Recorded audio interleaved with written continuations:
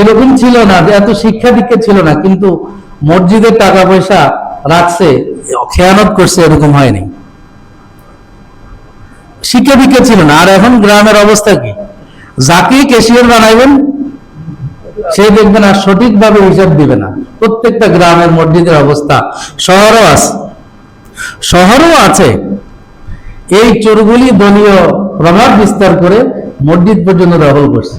এখন মসজিদের টাকা দিয়ে 16 নম্বর আদাবর, এই যে বাইতুল আবরার মসজিদের একজন ক্যাশিয়ার ছিল, আল্লাহ মাফ করুক, সে এই টাকা নিয়ে সুদে ইনভেস্ট করছে। সুদে মসজিদের টাকা কোথায় ইনভেস্ট করছে?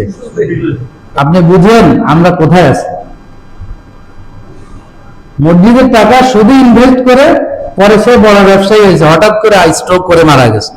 এই 16 নম্বর বাজারের বেশিরভাগ পুরা লোকেরা জানে যে এই লোক মসজিদের টাকার হিসাব দিতে পারে নাই এবং ওই টাকা সে সুদে ইনভেস্ট করছে। এরা যদি মসজিদের কর্ণধার হয়, আপনি চিন্তা করে দেখুন এই মসজিদের অবস্থা কি। এজন্য আমানতের যথাযথ রক্ষা, এটা একজন ইমানদারের বড় বৈশিষ্ট্য।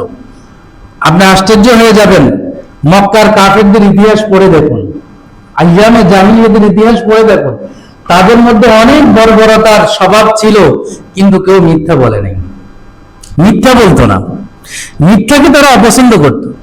বুখারী বাদুল ওয়াহি প্রথম যে অধ্যায়টা ইমাম বুখারী আনছেন, সেখানে একটি হাদিস, লম্বা হাদিস, যেটা 6টি হাদিসের মধ্যে সবচেয়ে লম্বা হাদিস যেটা, সেটা হলো সেখানে আবু সুফিয়ানের কথা বর্ণিত হয়ে আসছে। আবু সুফিয়ান তখন লিডার অব দ্য মক্কার লিডার, মুসলমান হয় নাই। আপনারা জানেন উনি তো বিজয় হজের সময়, আরে মক্কা বিজয় হওয়ার দিনে নাই উনি মুসলমান হয়েছেন, উনি মুসলমান হয়েছে পরে। আবু সুফিয়ান রাদিয়াল্লাহু তাআলা আনহু, এখন উনি সাহাবী, কিন্তু যখন উনি অমুসলিম ছিলেন, তো রাসূলুল্লাহ সাল্লাল্লাহু আলাইহি ওয়াসাল্লাম ইসলামের দাওয়াত নিয়ে রোমানদের কাছে চিঠি লিখেছেন, রোমান সাম্রাজ্যের কাছে চিঠি লিখেছেন। এই চিঠি পেয়ে তিনি আশ্বস্ত হইলেন, ভালো লাগছে ওনার। তো উনি লোক পাঠাইলেন যে দেখো, যেই মক্কা থেকে এই চিঠিটা এসেছে ওই এলাকার কোন লোক খুঁজে পাও কিনা, এখানে তো অনেকে ব্যবসার জন্য আসে, বণিক দল আসে। খুঁজতে খুঁজতে পাওয়া গেছে একটা গ্রুপ, সেটার মধ্যে আবু সুফিয়ানই ছিল। তাকে জিজ্ঞাসা করলো, এই চিঠিওয়ালা মোহাম্মদ নামে এই ব্যক্তিকে কি চিনো? বলে যে হ্যাঁ, ভালো করে চিনি, আমাদেরই প্রতিবেশী, আমাদেরই একই বংশের, কুরাইশ বংশের। বলে যে প্রথম প্রশ্ন, এর বংশ বিষয়ে তুমি ধারণা দাও। বলে যে মক্কার মধ্যে শ্রেষ্ঠতম বংশের জন্মগ্রহণ করছে যে। বলে যে তার অবস্থা বলো। বলে যে সে হলো এরকম যে কোনোদিন জীবনে মিথ্যা কথা বলেনি, যে কোনোদিন কারো আমানতের খেয়ানত করে নাই। তার কাছে আমরা সবাই আমানত রাখি। তখন তো ভাই ব্যাংক ছিল না, ব্যাংকে লকারের ব্যবস্থা ছিল না, এখন তো ব্যাংকও আমানত না। এ বেচারারা, এদের মধ্যে সাপের স্বভাব। সাপ ছিলেন, সাপ নিজস্ব কোনো বাসা বাড়ি বানায় না। সাপ হলে ইঁদুরের বাসা থাকে, প্রথম জায়গায় ইঁদুরকে খায়, পরে ইঁদুরের বাসা দখল করে। এরা নিজেরা ইসলামী ব্যাংক বানাইতে পারে না, কোনো ব্যাংক প্রতিষ্ঠান বানাইতে পারে নাই। যা একটা অন্যরা তৈরি করে দিছে, এটা তো জায়গায় সাপের মতো যায় ঢুকছে, দুইটা মোটামুটি আত্মসাৎ করছে, করে এটাও খাওয়ার চেষ্টা করছে। এইভাবে সমস্ত প্রতিষ্ঠানগুলি ধ্বংস করে দিচ্ছে, সমস্ত প্রতিষ্ঠানগুলি ধ্বংস করে দিচ্ছে। ঠিক না ঠিক? সাপ আর এদের মধ্যে বেশকম কতটুকু? বেশকম একটা আছে, এটা হলো মানুষ, ওটা হলো জানোয়ার। এরা হলো মানুষ রূপী জানোয়ার, আর ওটা হলো শুধু জানোয়ার। এর মধ্যে দুই গুণ বিদ্যমান, একটা হলো মানুষ আর একটা হলো জানোয়ার। আল্লাহ আমাদেরকে বোঝার তৌফিক দান করুক। রাসূলুল্লাহ সাল্লাল্লাহু আলাইহি ওয়াসাল্লামের ব্যাপারে ওই হাদিসে আছে, আপনারা খুলে দেখুন বুখারীর বাদুল ওয়াহি।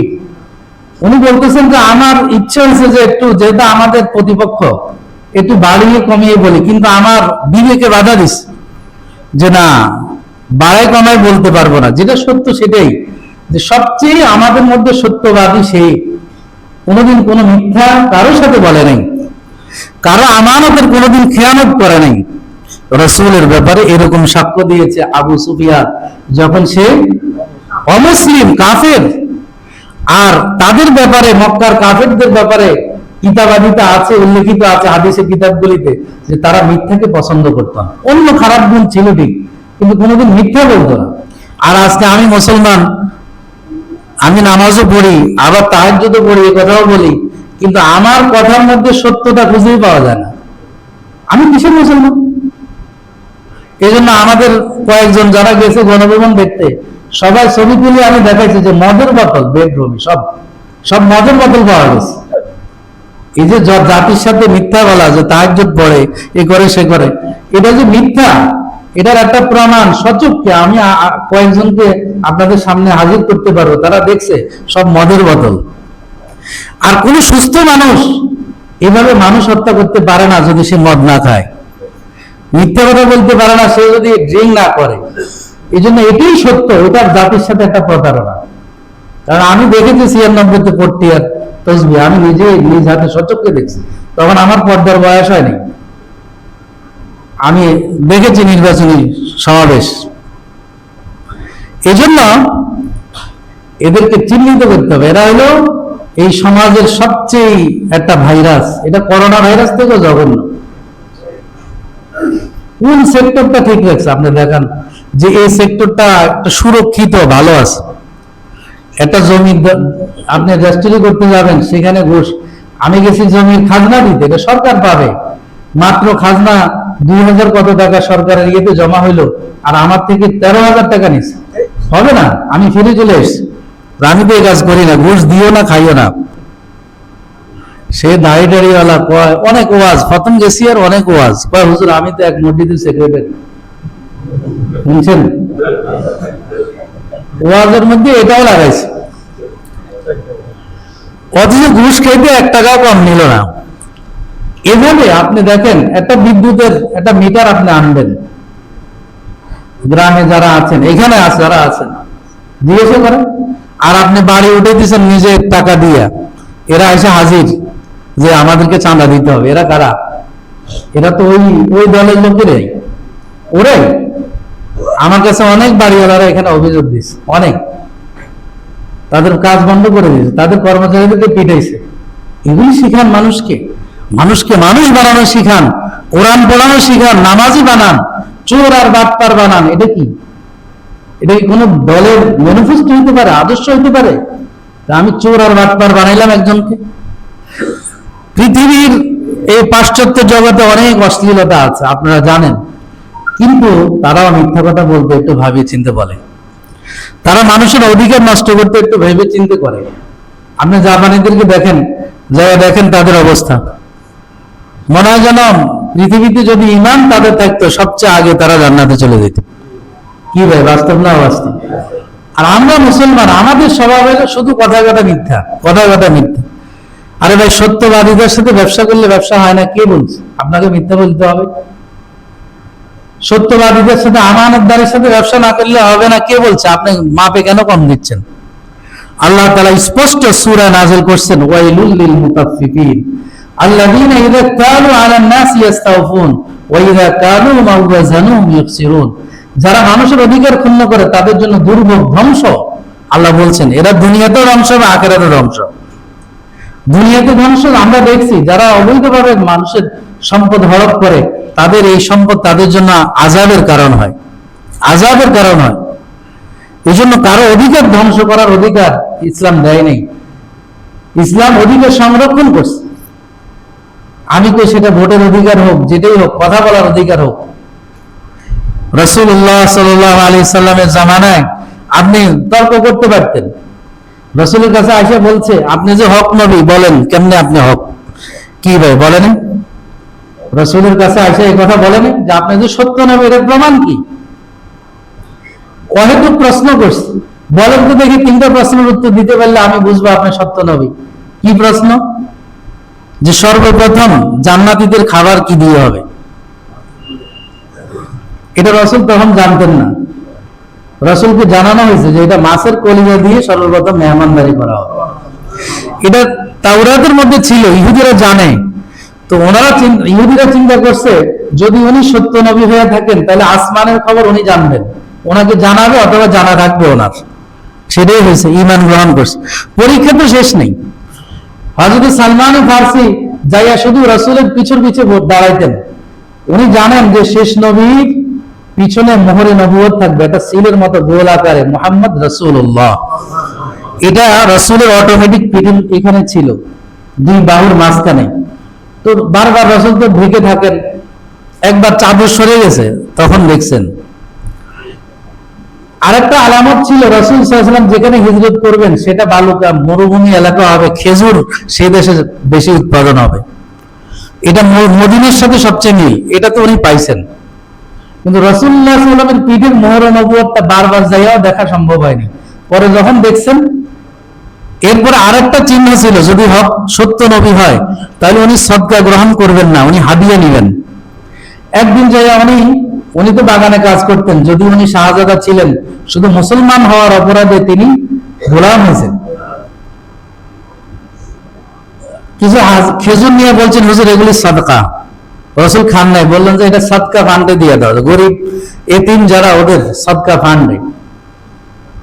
আরেকদিন যাই বলছে হুজুর এটা হাদিয়া। রাসূল নিজেও খাইছেন, সাহাবায়ে কেরামদেরকেও এই খেজুর খাওয়াইলেন। এই তিনটা চিহ্ন ছিল।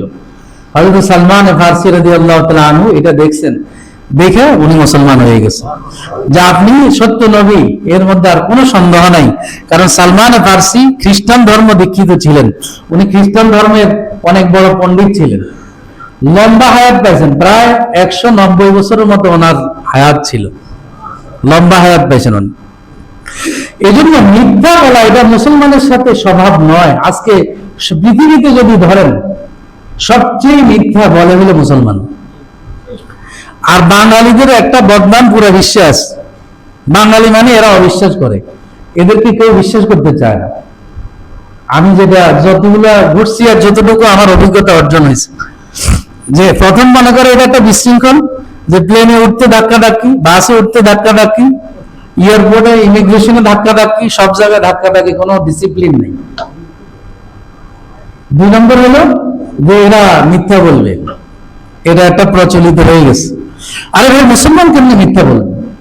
যাক না, আমার স্বার্থ ক্ষুণ্ণ হোক, আসলে সত্যের উপর থাকলে আল্লাহ তাআলা সাহায্য করেন, এটাই হলো নিয়ম।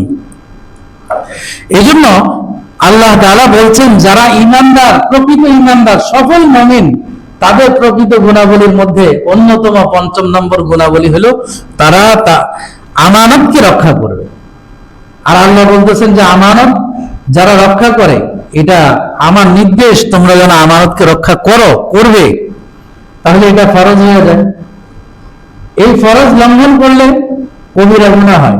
কবিরা গুনাহ যে করে তাকে বলা হয় ফাসিক শরীয়তের দৃষ্টিতে। সে কিছু ফাসিক হয়, এটা প্রকাশ্য, আর কিছু হলো অপ্রকাশ্য। এই জন্য কত বড় গুনাহ। আপনি যদি এই কবিরা গুনাহ নিয়ে মরেন, একটা কবিরা গুনাহ যদি আমার আপনার আমল নামায় থাকে, তাহলে জাহান্নামে যাওয়ার জন্য এটাই যথেষ্ট, আর কিছু লাগবে না। আল্লাহ আমাদেরকে হেফাজত করুক।